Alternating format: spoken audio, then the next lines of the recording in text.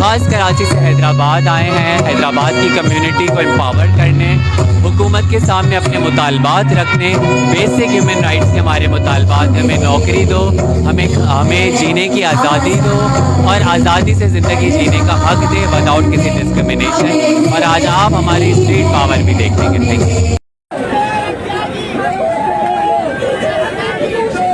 और ये सिंध मूरत मार्च है जो क्योंकि एक प्रोविंशियल नुमाइंदगी करता है। हर अक़लियतें अपनी जो है वो आवाज़ उठाती हैं किसी न किसी डे के तहत, किसी इंटरनेशनल डे के तहत। मगर सिंध मूरत मार्च ने ये एक पहला जो है वो तहरीक निकाली है जो स्पेशली सिंध के लोगों को जो है वो स्पेसिफ़िक जो है वो सिंध के लोगों की बनाई गई और सिंध के ख्वाजा सराओं की नुमाइंदगी इसमें मौजूद है। और ये हमारे लिए एक बहुत बड़ा दिन है। जैसे अक़लियतों के बहुत सारे दिन आते हैं, उनकी खुशी का भी दिन आता है, इस तरह ख्वाजा सराओं का आज खुशी का दिन है जिसे हम कहते हैं सिंध मूरत मार्च पे।